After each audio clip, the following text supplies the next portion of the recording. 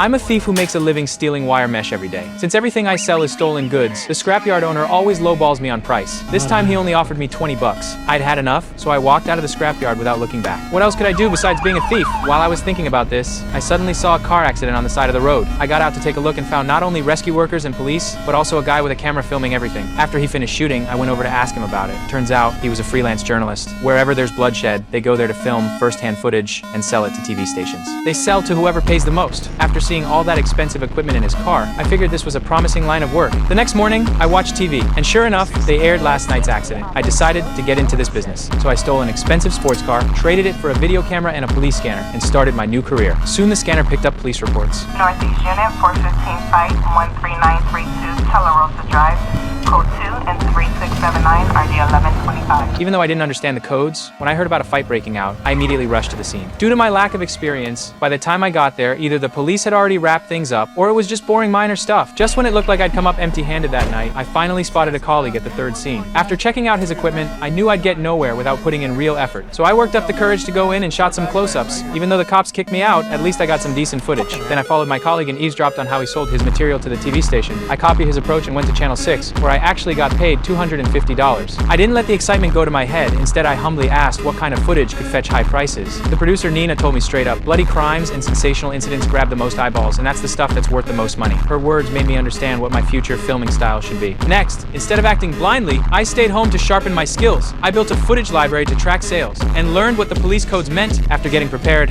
I decided to find an assistant to improve my efficiency. I picked Rick, a recent college graduate, and paid him $30 a night to navigate. But our very first night working together went wrong. Rick was too nervous and gave me the wrong direction, so by the time we arrived, the ambulance had already left and several colleagues were heading home with their footage. I was really ticked off and chewed Rick out on the spot, then rushed to the next accident scene. Unfortunately, we were late again. The police had already cordoned off the area. But I was bold and skilled, so I quietly slipped in through a side entrance. Not only did I film the crime scene, but I also moved this family's photo next to the bullet holes to make the shot more impactful. Then I filmed the victims talking with the police. Nina was full of praise for this footage, and I got an even bigger check. This fired up my determination to make it big. From then on, I worked nights and slept days. Wherever there were accidents and blood, there I was. I sold more and more footage, practically dominating Channel 6's morning news. I was making money hand over fist. Not only did I get a sports car, but I also bought more professional camera equipment. This also drove me to pursue even better shooting angles. That day, there was a car accident in the suburbs, and I reached the scene before my colleagues and the police arrived, but the body was lying in a bad position. I couldn't get the perfect shot. Then an evil thought quickly began growing in my mind.